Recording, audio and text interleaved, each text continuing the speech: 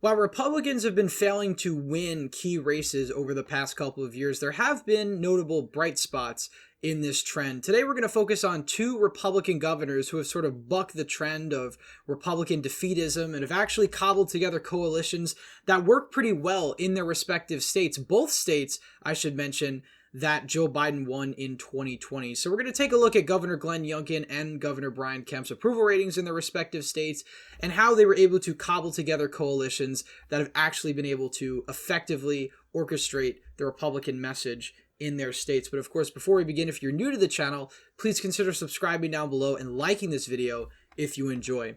So we're going to start off with the more impressive of these two, in my opinion, and that's Governor Glenn Youngkin, mainly because Virginia is much tougher territory for Republicans. The two latest Roanoke College polls put Governor Youngkin at 57% and 51% respectively. Both pretty good numbers considering the fact that Virginia voted for Joe Biden in 2020 by over 10 points. In fact, this is the best margin for a Democrat in the state of Virginia since 1944, so you're talking almost 80 years. This was certainly a historic Republican underperformance, and a lot of that does come from the demographic changes in places like Northern Virginia, the Richmond area, but it also has to do with the Republican that was at the top of the ticket, Donald Trump. Donald Trump was probably the worst Republican for a state like Virginia, a state that's pretty centrist, does elect Republicans on occasion, but in recent years has sort of suffered a Republican drought. Of course, that was until Governor Youngkin was able to actually flip the state of Virginia from blue to red. And not only that, but he was able to drag up other down ballot candidates, the lieutenant governor, the attorney general, and of course the House of Delegates. Virginia is going to have a really big impact this year when they have their full legislative slate running for re-election. So that's the House of Delegates and the state Senate. And that's really going to be probably the biggest test for Youngkin here. But he was able to turn a Biden plus 10 state, a historic defeat for the GOP, into an upset victory in just 1 year. And he was running up against a Democrat who virtually was running as the incumbent. Terry McAuliffe was the governor of Virginia from 2014 to 2018. And then, of course, was term limited since Virginia only allows governors to serve one term. And then, of course, you had Ralph Northam in the interim. But that one term is only consecutive, so you can run a second term as long as it's not a consecutive term, and that's exactly what Terry McAuliffe did.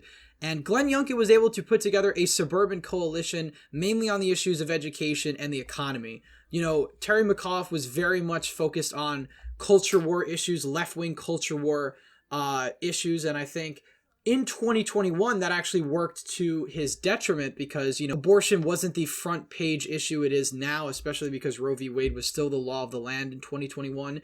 I think had Glenn Youngkin run in the post-Roe environment, it would have been very difficult for a pro-life Republican to be elected in Virginia. But thus, now that he's in office, he sort of has built a name and a brand for himself. And he's actually somebody who's been investing in the Virginia Republican Party and actually getting those down-ballot candidates reelected, because Glenn Youngkin has actually been trying to take his clout and his popularity across the country. He did that in 2022. It didn't really work out so well, mainly because you had other factors going on. You had some really poor Republican candidates, mainly Trump-endorsed candidates. And then, of course, you had the issue of abortion and Republicans' really bad messaging on it. So those two flaws really led to the Republican disappointment in 2022. But, you know, Glenn Youngkin really provides a roadmap for Republicans going forward.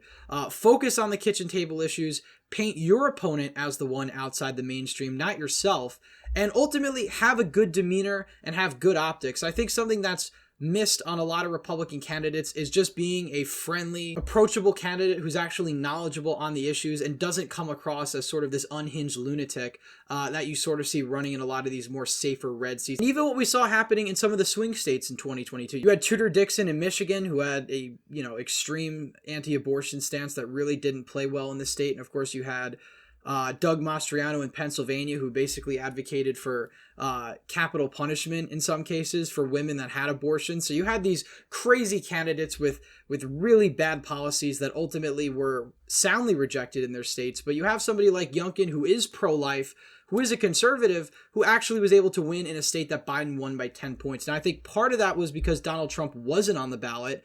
but also was the campaign that Youngkin ran himself. He did a bus tour all around the state multiple times. He visited a lot of areas Republicans don't tend to visit, both places in Northern Virginia as well as Western Virginia, Southwestern Virginia, these Republican strongholds. And, education became the galvanizing issue. You saw a lot of the sort of left-wing ideas being put into the curriculum there, especially in the Loudoun County School District. And it really was a campaign that came at the right time with the right candidate. But that can have wide-ranging repercussions. Again, sometimes that's all it takes to birth a strong presidential candidate. We might see that happening in Pennsylvania with Governor Josh Shapiro, who really lucked out by Republicans nominating such an extremist and was able to win by a landslide, won the state house, and is actually able to get some things passed, or at least attempt to get some things passed through legislative compromise, which actually makes him appear more moderate than he actually is on policy. So, Youngkin being popular in a state that he only won by 2 points, a state that Biden won by 10 points, is incredibly impressive. And he was able to win over independent voters that voted for Biden in 2020, but also hold on to sort of the MAGA voters in Western and Southwestern Virginia. He was able to do the really delicate tap dance between, the MAGA base of the GOP and the more establishment, moderate, economic-minded conservatives in the GOP base. And I think ultimately those things put together, as well as Terry McAuliffe having a really bad gaffe on the issue of education during one of the debates, that's what culminated in this Youngkin victory. And again, Youngkin has shown that he's a very competent governor. He's popular with the electorate, and even the House of Delegates and the state legislature, which the House of Delegates controlled by Republicans, it has a 50% approval rating among Virginia voters, which means not only is Glenn Youngkin popular, the Republican-led House of Delegates also has a majority approval in a state that, again, was a state that Biden won by 10 percentage points. So Youngkin going forward, I think, has a bright political future. I think he's played his cards right so far. I think something you're going to find with both Glenn Youngkin and Brian Kemp is that they're not tied to Donald Trump. Glenn Youngkin has famously really said nothing about Donald Trump, whenever he could help it. And Brian Kemp has outwardly defied Donald Trump on sort of the 2020 stop the steal nonsense, which, is probably part of the reason why he did so well in the Atlanta suburbs and was able to carry down ballot candidates across the finish line by pretty large margins. If we take a look at Brian Kemp, the last poll we have from him is from April, and it's from the Morning Consult. It gives Brian Kemp a 60% approval rating and just a 33% disapproval rating, which is incredible considering the fact that Georgia is a very polarized state, both politically and racially, and it's a state he only won re-election by 8 points. Now, that's pretty impressive on its own, given the fact that if we go back to Georgia in 2020, it was a Biden state. It was an extremely narrow Biden state. But if you just take a look at the gains he made from 2018, again, if you take a look at some of these suburban marches, Gwinnett County, plus 14 for Stacey Abrams, Cobb County, plus 10 roughly for Stacey Abrams, Fulton County, 72-26. You take a look at those margins and compare them to 2022, Gwinnett's down to just 11 points, Cobb County is down to 5. And Fulton County is 69-31. So Brian Kemp not only was able to do better in suburban Atlanta, which is one of the fastest left-trending metros in the nation, but he was also able to run up the margins in northern Georgia, southern Georgia, which also had higher turnout. So you really had a perfect storm for Brian Kemp. And of course, Brian Kemp had the gift of running against Stacey Abrams, who said her last election defeat in 2018 was illegitimate and was caused by voter suppression. And, ultimately that was rejected by the voters of Georgia by a pretty large margin.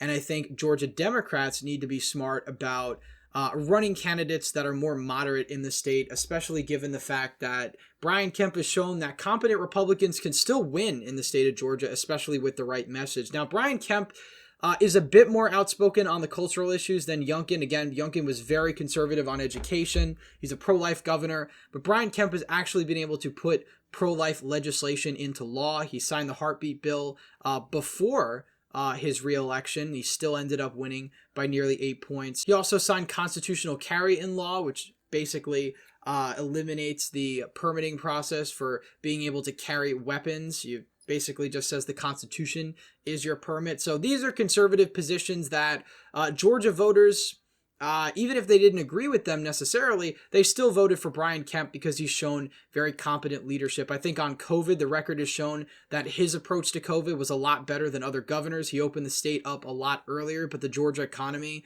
has been a lot better because of it. And I think voters ultimately rewarded Brian Kemp with a sound re-election margin. And I think if Glenn Youngkin was able to run for re-election in 2025, barring maybe Donald Trump being the president at that time, I think he would be able to win re-election pretty handily as well. So the main thing these two governors have in common is competence. They're both able to govern their states effectively. They're able to deliver results to their constituents. They're presiding over strong economies. And, that's mostly because of the policies that they're able to pass through the legislature. I mean, Glenn Youngkin has to compromise with a Democratic-controlled state Senate, but up until recently, he's had allies in the Democratic state Senate at least willing to work with him. Although, come January of 2024, that may not be the case if Democrats actually retain the state Senate, especially given the fact that some of the more moderate Democrats in the state Senate were primaried out in the primaries that happened in Virginia about 2 weeks ago. So going forward, I think Republicans need to be a lot more like Brian Kemp and Glenn Youngkin if they actually want to be able to win back suburbs, exurbs, and even some of those rural areas where they're running up the margins. I mean, Brian Kemp did better in northern Georgia than Donald Trump. Glenn Youngkin did better in southwestern Virginia than Donald Trump. Donald Trump is not the only Republican that can do insanely well in rural areas. Competent conservatives like Glenn Youngkin and Brian Kemp have both shown they can actually win big in these counties. So, their coalition doesn't alienate independent voters that are turned off by MAGA, turned off by Donald Trump. They bring them into the fold. They're still very conservative Republicans. They agree with Donald Trump on policy probably 95% of the time, but they just have a competence to them. They don't have Trump's bombastic personality, and they're actually able to deliver results to their voters. And I think that's the most important thing Republicans need to focus on. And I think that's ultimately the biggest takeaway from Glenn Youngkin and Brian Kemp. Anyway, that's it for today's video. Please leave a thumbs up if you enjoyed, subscribe to the channel, hit the bell notification so you don't miss any more videos I put out. As always, again, thank you all for watching, and I hope to see you in the next one.